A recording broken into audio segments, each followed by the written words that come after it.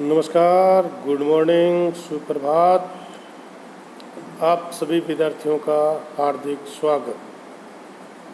प्रिय विद्यार्थियों, आज हम चर्चा करेंगे common eligibility test graduation level 2022 किस प्रकार कर सकते हैं ऑनलाइन आवेदन।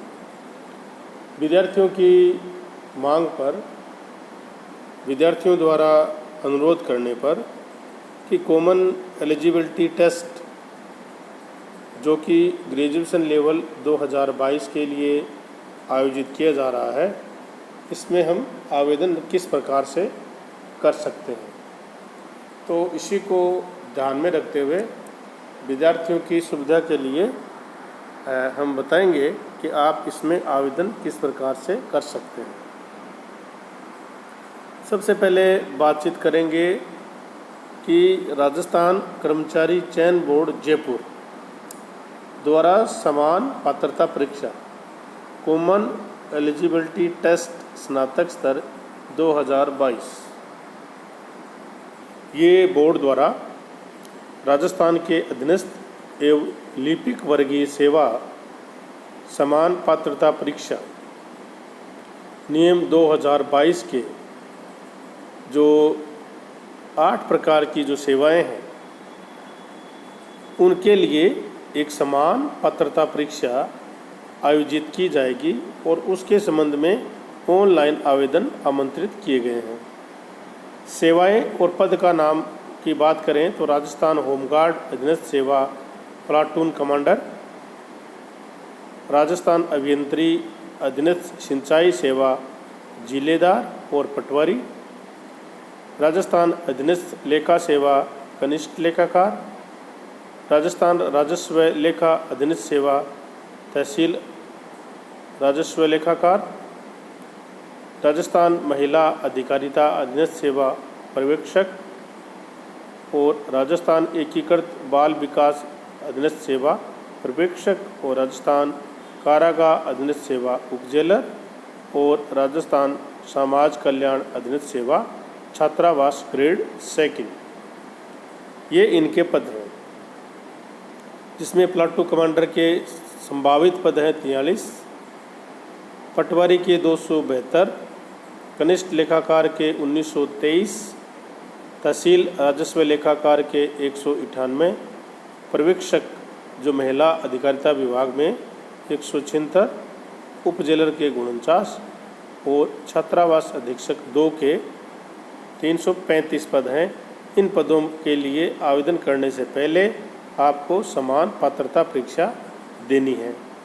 तो इसमें आवेदन हम किस प्रकार से करेंगे, तो बहुत ही आसान है कि सबसे पहले आपको आवेदन करने के लिए जो नोटिफिकेशन जारी किया गया है, विस्तृत जो विज्ञापन है, उसके बारे में आपको पूरी जानकारी होनी चाहिए। उसको आपको पूरा अध्ययन कर लेना चाहिए। अगर आपने अध्ययन कर लिया तो आपको इसके बारे में पूरा जानकारी, सभी विस्तृत विज्ञापन पढ़ने के बाद आपको जो ऑनलाइन आवेदन करना है उसके लिए बोर्ड का जो पोर्टल है rsmssb.rajasthan.gov.in पर आपको अप्लाई ऑनलाइन लिंक जो दिया गया है, जिसमें आपको क्लिक करना है। क्लिक करने के बाद अथवा SSO ID के थ्रू आप इसमें लॉगिन कर सकते हैं। सिटीजन ऐप यानी गवर्नमेंट टू सिटीजन पर जो रिक्रूटमेंट पोर्टल का चयन करके 1 टाइम रजिस्ट्रेशन करना होगा। प्रथम बार 1 टाइम रजिस्ट्रेशन करने हेतु अभ्यर्थी को उनका नाम, date of birth, gender, secondary की परीक्षा या उसके इक्वल परीक्षा, Aadhaar card number, PAN card number, voter ID, driving licence ID में से कोई भी एक ID प्रूफ के विवरण का आपको एंट्री करनी है। वो जो आपने एंट्री की है उस डॉक्यूमेंट को अपलोड आपको करना अनिवार्य है। अभ्यर्थी द्वारा वन टाइम रजिस्ट्रेशन करने पर क्रमांक एक OTR जनरेट होने के पश्चात प्रोफाइल में आपका नाम, पिताजी का नाम, date of birth, gender, secondary और इक्वल का जो विवरण है, Aadhaar card, PAN card, voter ID, driving licence आदि ID में से किसी भी प्रकार का संशोधन नहीं किया जाएगा, संभव नहीं होगा। तो आपको सूचना जो भर रहे हैं उसको पूरा ध्यान से भरें और इसमें कोई गलती आपकी नहीं होनी चाहिए, क्योंकि अगर आपने एक बार भर दिया है तो बाद में इसमें कोई संशोधन नहीं किया जाएगा।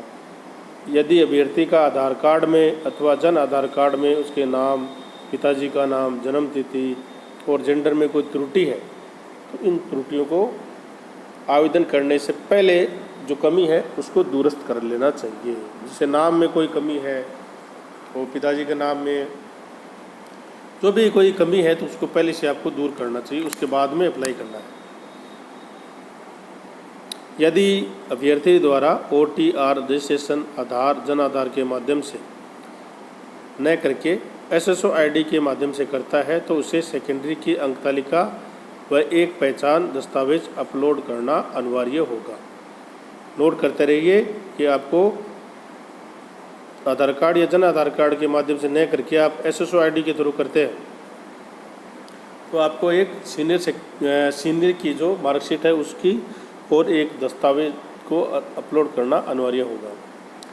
अभ्यर्थी को परीक्षा हेतु ऑनलाइन आवेदन भरने के पश्चात रिक्रूटमेंट पोर्टल पर उपलब्ध भुगतान सुविधा से परीक्षा शुल्क का भुगतान करके आवेदन पत्र जो क्रमांक है, एप्लीकेशन ID जनरेट करना होगा।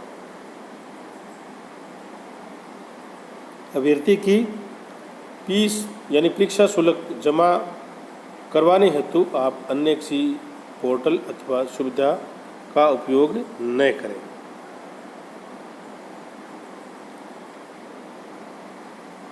अभ्यर्थी द्वारा शुल्क का भुगतान आवेदन की अंतिम तिथि से पूर्व करें ताकि किसी भी प्रकार की भुगतान संबंधी ट्रांजैक्शन से संबंधित निलंबित सत्यापन समय रहते हो सके। अगर नहीं करते हैं तो जिम्मेवारी अभ्यर्थी की होगी। आवेदन में अपने स्वयं का मोबाइल नंबर, ईमेल ID दर्ज करें और इसे बदलें नहीं, क्योंकि महत्वपूर्ण जो सूचनाएं आवेदन से संबंधित है वो आपकी मोबाइल नंबर और ईमेल ID द्वारा आपको भेजी जाएगी। आवेदन को ऑनलाइन करने के पश्चात आवेदन पत्र क्रमांक आवश्यक रूप से प्राप्त करना होगा। यदि आवेदन पत्र क्रमांक एप्लीकेशन ID अंकित या प्राप्त नहीं हुआ है तो इसका अर्थ ये हुआ है कि आपका फॉर्म अभी तक जमा नहीं हुआ।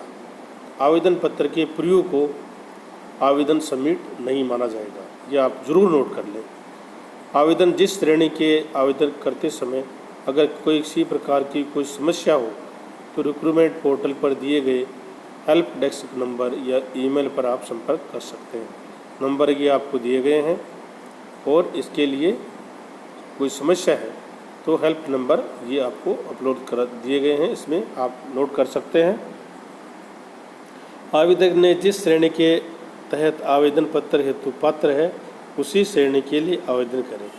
गलत सूचना देने और तिथियों के छुपाकर बोर्ड पर अपलोड करते हैं तो अभ्यर्थी पर नियमानुसार कार्रवाई के लिए स्वतंत्र होगा। ऑनलाइन एप्लीकेशन फॉर्म में समस्त जो आवश्यक सूचनाएं हैं वो अंकित करें। आवेदन पत्र भरने से पूर्व बोर्ड की वेबसाइट पर इस विज्ञप्ति को आप पूरा ध्यान से पढ़ें और इसमें जो निर्देश दिए गए हैं निर्देशों को ध्यान में रखते आवेदन भरें।